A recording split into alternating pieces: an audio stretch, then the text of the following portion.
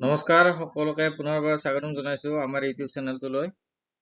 মই ত্ৰিদেৱলৈ লগতে আজি প্ৰথম প্ৰশ্নটোলৈ আহিছো। প্ৰথম প্ৰশ্নটো হৈছে আলি আই লৃগাং কোন জনগোষ্ঠীয়ে পালন কৰে? ক অপশ্যনত দিয়া আছে তিৱা, খ দিয়া আছে মিচিং, গ অপশ্যনত দিয়া আছে ৰাভা আৰু ঘ অপশ্যনত দিয়া আছে আহোম। ইয়াত যিকেইটা অপশ্যন দিয়া আছে গোটেইকেইটা অপশ্যনৰ ভিতৰত শুদ্ধ অপশ্যনটো হ'ব অপশ্যন খ অৰ্থাৎ মিচিং। ইয়াৰ অৰ্থটো কৈ দিছো মই।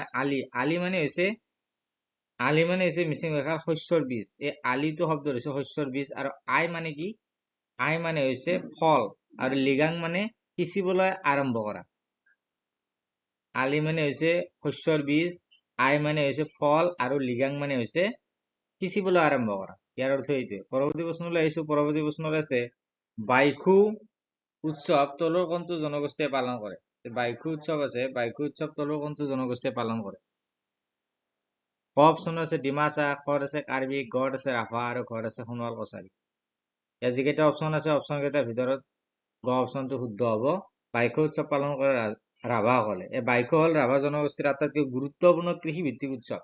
এই যিটো বাইখু উৎসৱৰ কথা আমি আলোচনা কৰিছো, এই বাইখু উৎসৱটো কৃষিৰ লগত জড়িত। ইয়াক মূলতঃ এক প্ৰাচীন পৰম্পৰা হিচাপে প্ৰচুৰ শস্য উৎপাদন আৰু সমাজৰ মংগলৰ বাবে পালন কৰা হয়। বাইখু উৎসৱটো এই কাৰণে পালন হয় যাতে প্ৰচুৰ শস্য উৎপাদন হয় আৰু সমাজৰ যাতে মংগল হয়, এই কাৰণে এই উৎসৱটো পালন কৰা হয়। আৰু এই উৎসৱত পৰম্পৰাগত দেৱ দেৱী কিছুমানক পূজা অৰ্চনা কৰা হয়। পৰৱৰ্তী প্ৰশ্নলৈ আগবাঢ়িছো। পৰৱৰ্তী প্ৰশ্নটো আছে কামাখ্যা মন্দিৰত অনুষ্ঠিত হোৱা অম্বুবাচী মেলা কোন মাহত অনুষ্ঠিত হয়? ক আছে জেঠ, খ আছে আহাৰ, গ আছে শাওণ আৰু ঘ আছে ভাদ। ইয়াৰ যিকেইটা অপশ্যন আছে শুদ্ধ অপশ্যন হ'ব খ আহাৰ মাহত। পৰৱৰ্তী প্ৰশ্নলৈ আগবাঢ়িছো। পৰৱৰ্তী প্ৰশ্নটো আছে আলি আই লৃগাং উৎসৱত লৃগাং শব্দৰ অৰ্থ কি? আমি অলপ আগতে এই প্ৰশ্নটো আলোচনা কৰিছো। লৃগাং মানে কি? গতিকে আগত অহা দেখিবলৈ পোৱা গৈছে। ক অপশ্যন আছে শস্য কটা, খত আছে ফল মূল সংগ্ৰহ, ঘৰ আছে গুটি সিঁচা আৰু ঘৰ আছে পূজা কৰা। ইয়াত যিকেইটা অপশ্যন দিয়া আছে শুদ্ধ অপশ্যনটো হ'ব অপশ্যন গ গুটি সিঁচা। তাৰ পিছৰ প্ৰশ্নটো আহিছো। তাৰ পিছৰ প্ৰশ্নটো আছে অসমৰ কোনটো উৎসৱত বিনিময় প্ৰথা আজিও দেখিবলৈ পোৱা যায়? এইটো কিন্তু ৰিপিটেড কুৱেশ্যন। এই কুৱেশ্যনটো অতি ইম্পৰ্টেণ্ট। ক অপশ্যন আছে অম্বুবাচী মেলা, খ আছে জোনবিল মেলা, গ আছে পৰাগ উৎসৱ, ঘ আছে ভেকুলী বিয়া। কোনটো উৎসৱত? ইয়াৰ খ অপশ্যনটো হ'ব শুদ্ধ অপশ্যন জোনবিল মেলা। এই বিনিময় প্ৰথাটো উল্লেখযোগ্য বৈশিষ্ট্য, জোনবিল মেলাৰ উল্লেখযোগ্য বৈশিষ্ট্য। আৰু এই জোনবিল মেলা কোন স্থানত হয় সেইটো আহিব পাৰে। জোনবিল মেলা ক'ত হয়? মৰিগাঁও জিলাৰ জাগিৰোডৰ ওচৰত জোনবিল নামৰ বিলৰ ওচৰত এই জোনবিল মেলা অনুষ্ঠিত হয়। পৰৱৰ্তী প্ৰশ্নলৈ আহিছো। পৰৱৰ্তী প্ৰশ্নটো আছে চাহ জনগোষ্ঠীসকলৰ অন্যতম প্ৰধান উৎসৱ কৰম পূজা কেতিয়া পালন কৰা হয়? ক অপশ্যন আছে ভাদ মাহৰ একাদশী তিথিত, খ অপশ্যন আছে কাতি মাহৰ অমাৱস্যা, গ অপশ্যন আছে বহাগ মাহৰ প্ৰথম দিনা, ঘ অপশ্যন আছে আঘোণ মাহৰ পূৰ্ণিমা। যিকেইটা অপশ্যন দিয়া আছে অপশ্যন কেইটাৰ ভিতৰত শুদ্ধ অপশ্যনটো হ'ব অপশ্যন ক অৰ্থাৎ ভাদ মাহৰ একাদশী তিথিত এই চাহ জনগোষ্ঠীসকলৰ কি কৰা হয়? কৰম পূজা পালন কৰা। পৰৱৰ্তী প্ৰশ্নলৈ আহিছো। পৰৱৰ্তী প্ৰশ্নটো আছে আলি আই লৃগাং উৎসৱৰ দিনা মিচিংসকলে পৰিৱেশন কৰা বিশেষ নৃত্যটোক কি বুলি কোৱা হয়? আৰু আলি আই লৃগাঙৰ কথা আমি আলোচনা কৰিছো যে আলি আই লৃগাং মিচিংসকলে পালন কৰে, কিন্তু ইয়াত প্ৰশ্নটো হৈছে কি নৃত্য কৰা হয় আলি আই লৃগাঙত? ক আছে বাগৰুম্বা, খ আছে গুমৰাগ, গ আছে ঝুমুৰ, ঘ আছে ওজাপালি। ইয়াত যিকেইটা অপশ্যন আছে তাৰ ভিতৰত শুদ্ধ অপশ্যনটো হ'ব অপশ্যন খ অৰ্থাৎ গুমৰাগ। আৰু এই আলি আই লৃগাং উৎসৱৰ দিনা মিচিং ডেকা গাভৰুসকলে তেওঁলোকৰ পৰম্পৰাগত সাজ যেনে মিবু গালুং, এগে আদি পিন্ধি এই নৃত্য পৰিৱেশন কৰে। পৰৱৰ্তী প্ৰশ্নলৈ আহিছো। পৰৱৰ্তী প্ৰশ্নটো আছে তলৰ কোনটো উৎসৱ আসাম ফেষ্টিভেল বুলিও জনা যায়? আসাম ফেষ্টিভেল বুলি কোনটো উৎসৱক জনা যায়? ক আছে দিহিং পাটকা উৎসৱ, খ আছে মেডাম মেফি, গ আছে কাজিৰঙা হাতী উৎসৱ, ঘ আছে চাহ মহোৎসৱ।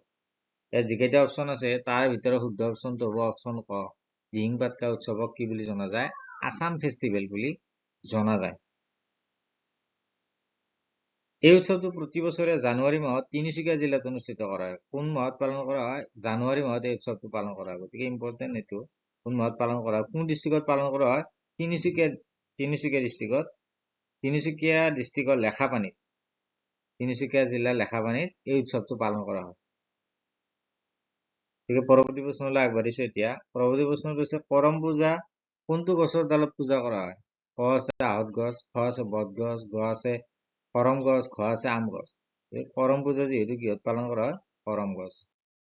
পৰৱৰ্তী প্ৰশ্নলৈ আহিছো। পৰৱৰ্তী প্ৰশ্নটো আছে গাৰো জনগোষ্ঠীৰ আটাইতকৈ গুৰুত্বপূৰ্ণ কৃষিভিত্তিক উৎসৱটো কি?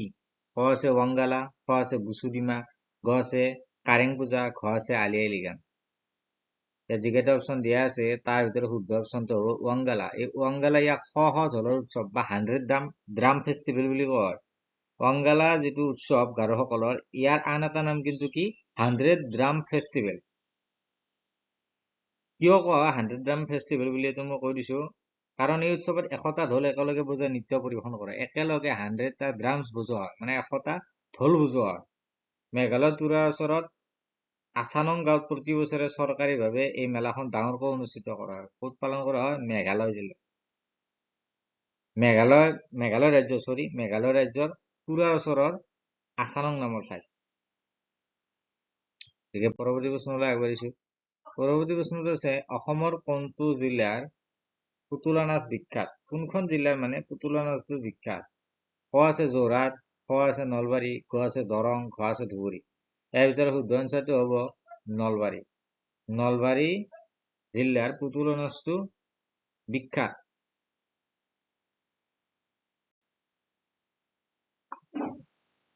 পৰৱৰ্তী প্ৰশ্নলৈ আহিছো। পৰৱৰ্তী প্ৰশ্নটো আছে মেডাম মেফি উৎসৱ, মে শব্দৰ অৰ্থ কি?